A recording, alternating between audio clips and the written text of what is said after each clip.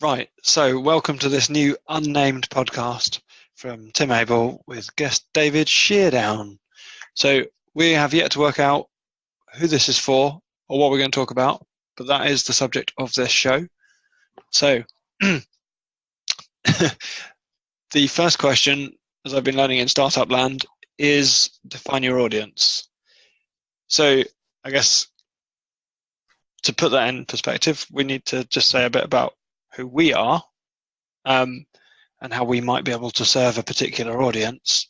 So I'm a programmer, an aspiring entrepreneur, been programming for quite a long time.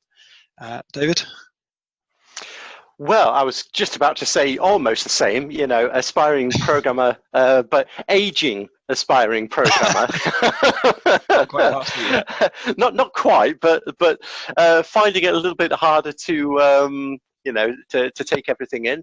But yeah, more in recent years, sort of consultancy, everything from training to crikey knows what of integration systems. So yeah, sort of a bit of everything really. And you got a permanent job, but you're a consultant. Yeah, absolutely. Well, yes, that comes up quite a bit as well. I mean, fits and spurts, type of thing. But I did miss. I'm still an aging, aspiring entrepreneur. It's still something that hasn't gone away. So there you go. So you're never too old to start. That's definitely one of the reasons I wanted you to join me on this little journey. We both have these aspirations. Yeah, absolutely, and it's been there for and probably for you as well. But I'm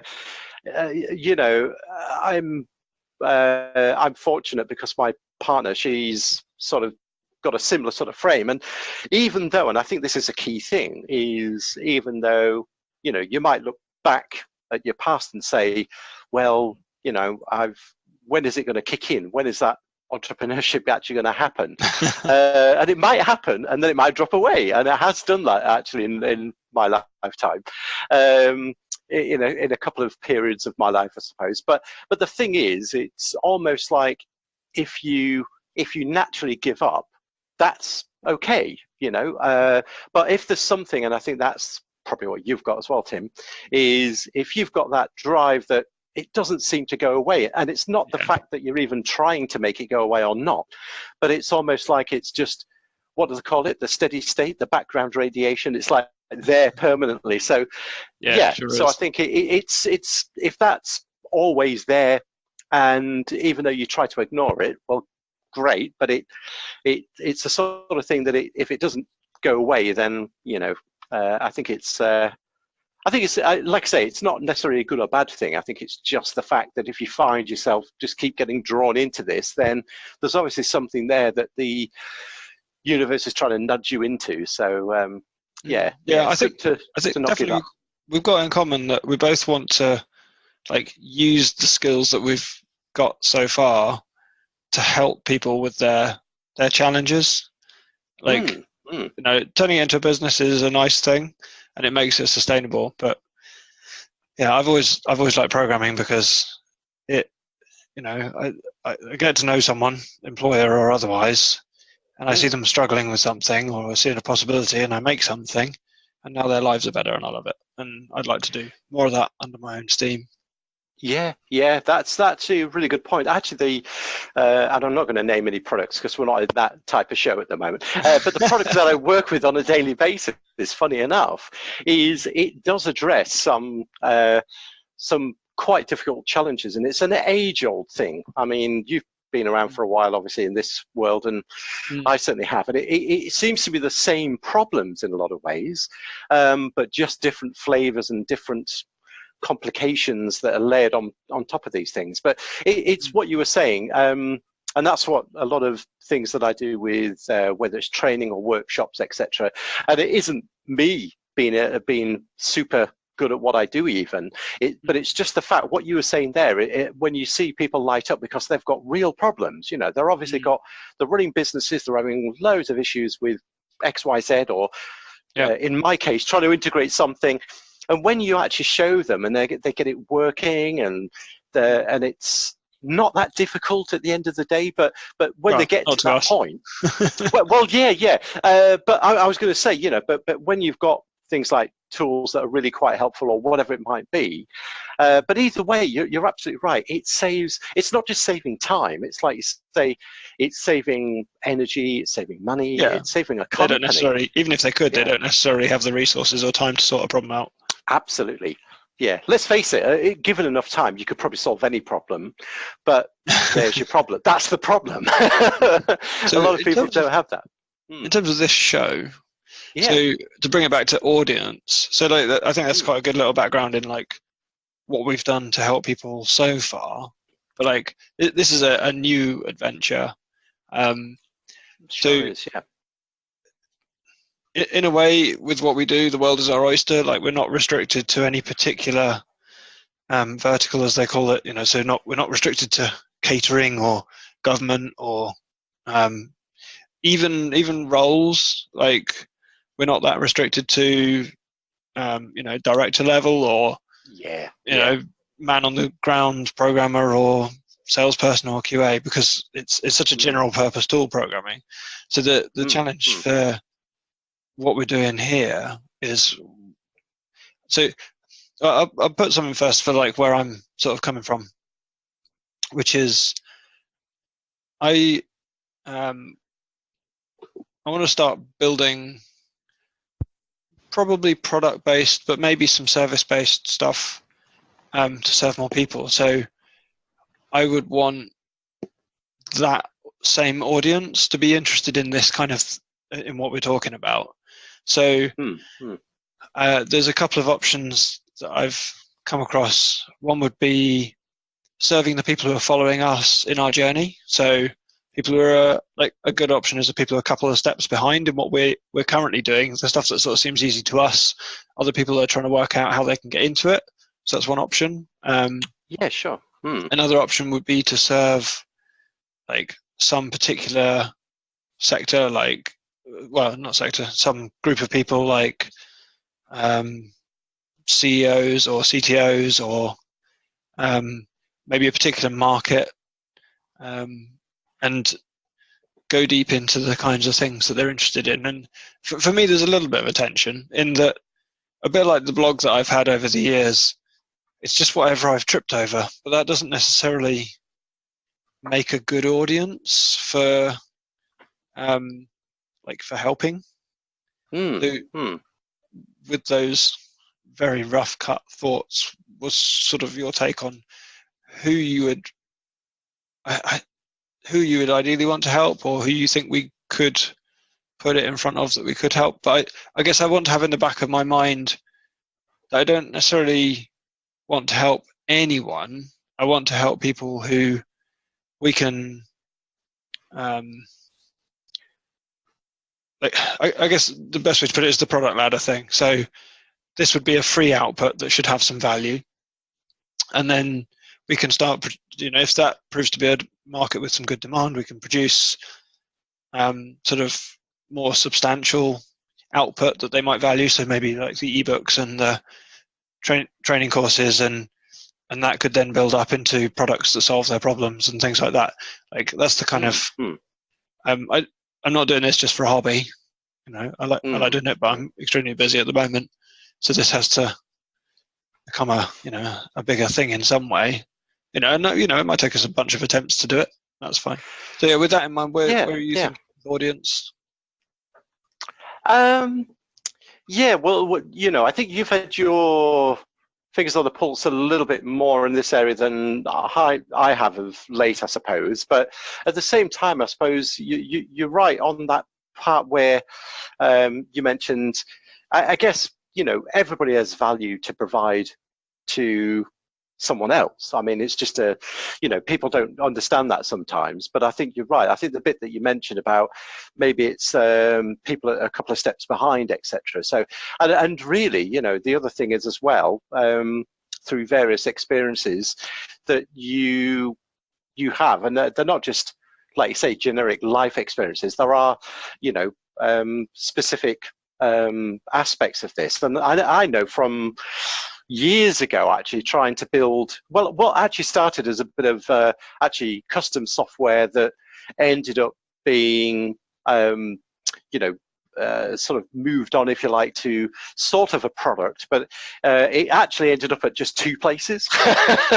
So Yeah. it sort of wasn't just custom, but there was a lot of learning during that experience as well. And maybe, as you say, you know, it's and I think one of the issues there, and I'm saying this because it could be relevant, is that it was, and that's what I've felt quite a bit in the past, is it's okay building something, but there's a difference, isn't there? There's a subtle, well, it's sometimes not so subtle difference in being a builder versus, you know, being essentially a product manager, if you want to call it that, or, you know, and certainly you know, a business owner, to be able to take that thing further, because obviously there's a lot of good ideas that you know, everybody has, but there's that quite big leap. And I remember, well, not reading because it was an audio book, but listening to, and I forget the guy's name.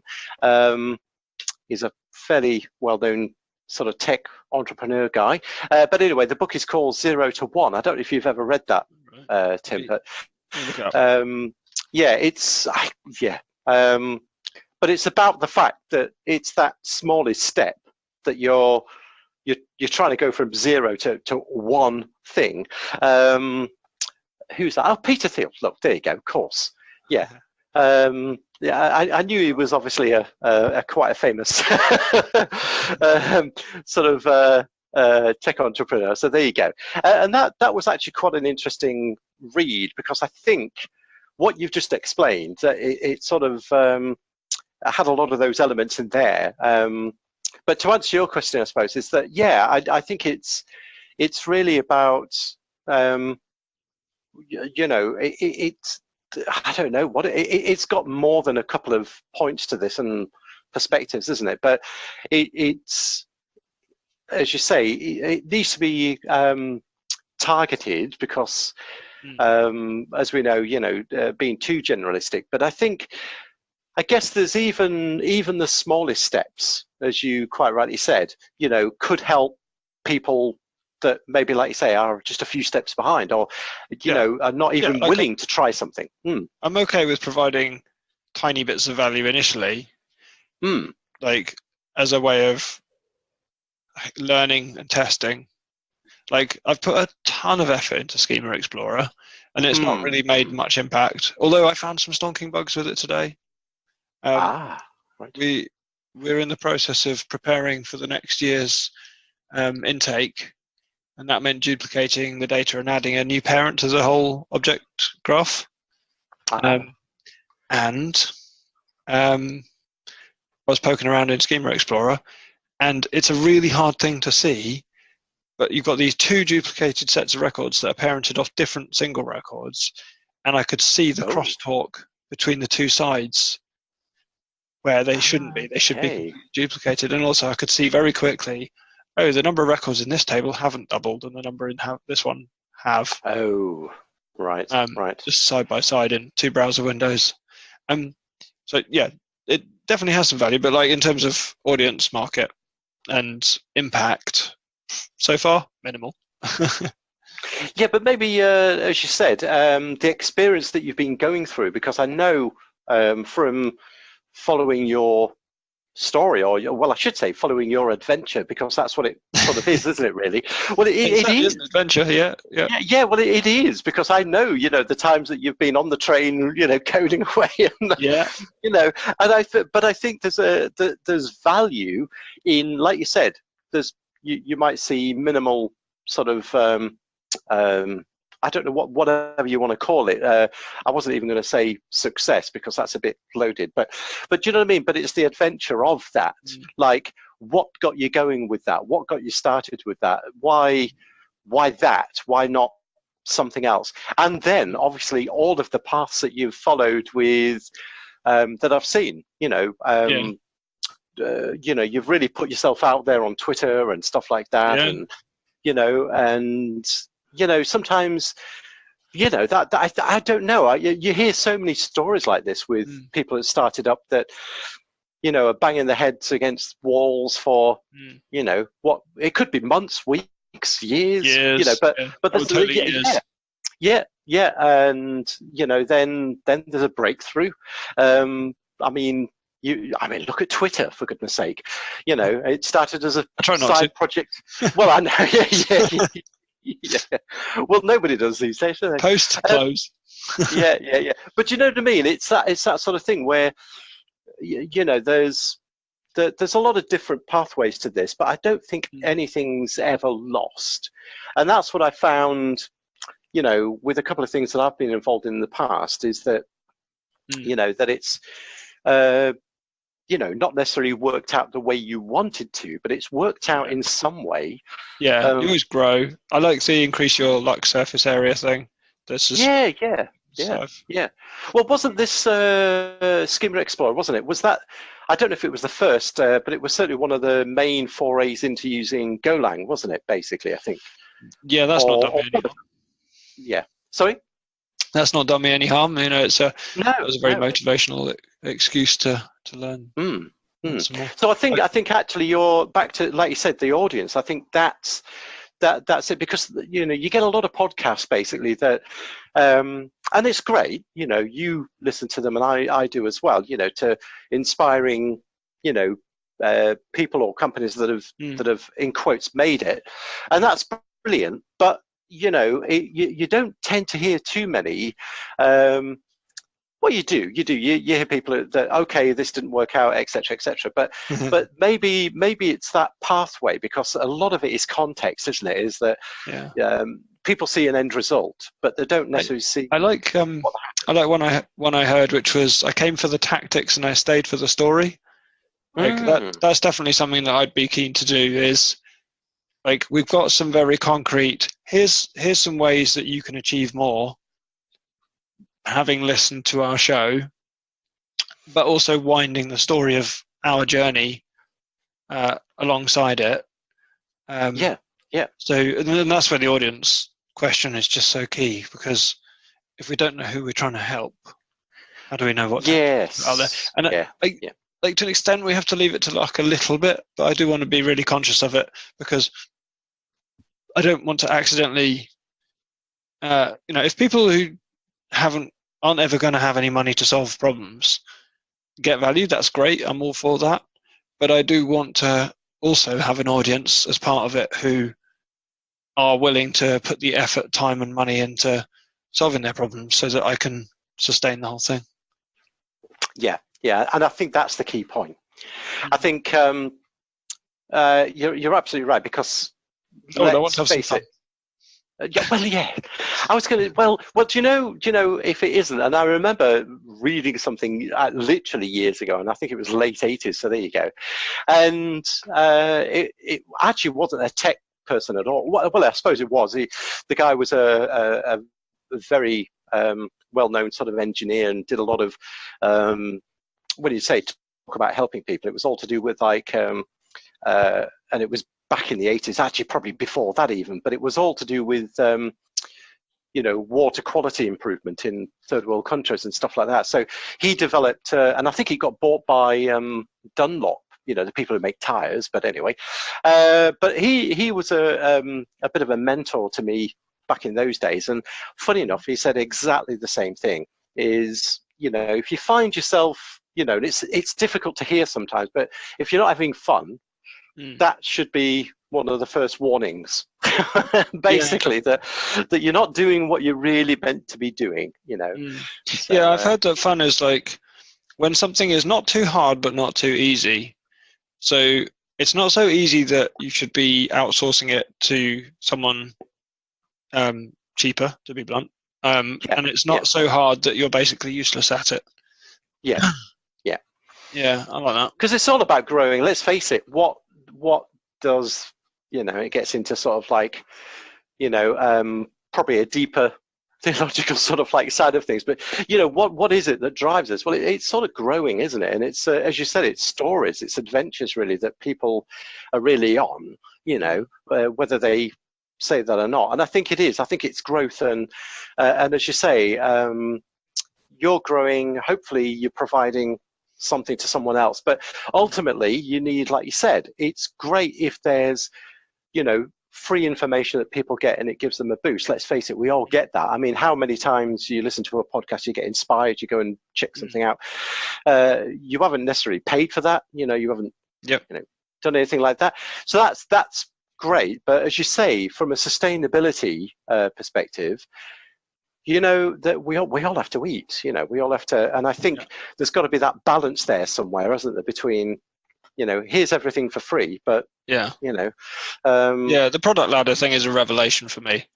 Loads of free products that you're really giving value, they attract attention, they're shareable, and then you have some cheap products, and they're the ones where you build confidence of the people that are buying. Like, oh, okay, I bought this thing for $20 and it was actually useful, and then the next, they're much more likely to part with $1,000 for some private coaching or whatever. And then there are very, very, very few people who have got more money than time to sort their problems out might hire you as a consultant, because you're the person, you're the expert, you're the one with the show, you're the one with the vast audience. And I didn't really realize this until relatively recently, but there's a certain bunch of people who have a lot of money who they will always just go to the number one person. Oh, well, if I want to learn golf, I'm going to hire Tiger Woods. This sort of attitude. Yeah. If you can become that person in a small market, then your product ladder goes all the way up, and then you can, focus 100% on the thing that interests you and you want to serve. So I want to wrap this up, because we're that's fine. That's in danger of doing what we always do and rambling a bit. Don't worry. And it makes it worse, doesn't it, when it's a little bit late? Well, for me, I call this late. And if you've had a coffee beforehand, then you really do need someone to pull the plug. Well, I won't actually pull the plug. But I think just to summarize the audience thing. So I think we've got an idea that we want to serve some market that's motivated to sort their problems out. It's going to be technical, because we're both technical. Looking at my blog there, I've got the why every team needs a delivery manager, where I talk about the team structure at my current client, the government one. And the audience for that could be people who are building or running or part of teams, and they want to improve on that. That could be a fairly good option, because they're already spending money solving problems. I do kind of want to look up a little bit to people who are. So one of the problems with Schema Explorer for me and my attempts to sell it is I kind of pitched it at programmers, but they're there solving problems for other people rather than the people who are having the problems to be solved. Yes. Yeah. If I want to do more productized stuff, then that might be a bit of a challenge. Don't get me wrong, there's some fantastic programmer tools, but anyway, I'm just rambling, to be honest. So, show title to go with it, I'm thinking we'll just go with the software should be free that I had in mind initially. I remember you saying that, actually, Yeah, because we don't know who it's for yet, so we can't do a keyword-based one. So I'll take this, I'll cut it up, and I will stick it on my blog as a particular category, I think, and then grab the RSS feed and start submitting it and sharing it. Yeah, absolutely. I think it's organic. I mean, that's it. It's the start of a different path, isn't it? So we won't know all of these things up front. I think that's what maybe is quite good about it, actually, to be honest. Yeah. So right. So let's wrap up. Sure thing. Is there anything you want to say before I finish off? No. I think that's it. I think it's a good sort of 30,000 plus foot view of some of the idea. Well, it is, isn't it? It's you could sort of see the outline of the of the country. We'll probably zoom down a bit further next time, and we might miss the planet on the way down. well, yeah. I mean, but then there'll be another one. So no, hopefully. That's fine. I'm fine. Cool. So I think I want to say to anyone who may or may not be listening, maybe like in 10 years we're staggeringly successful and everybody's hanging on our coattails, and you have gone back to episode number 1 to find out crikey. where it all started. So anyway, if you're listening nearer to the 10th of July 2019, then go to timwise.co.uk and put your email address in the email subscribe box so that you can be kept up to date with when I publish things and when the stuff changes. And do ping me and David on Twitter to say that you have listened to this so that we know we are not shouting into the dark. And that the audio is actually working. Exactly. So, yeah, thanks everyone for listening, and enjoy the next show that is going to start on your player immediately now. Right, let's call that a wrap. Hey, that's great stuff. Well done, sir.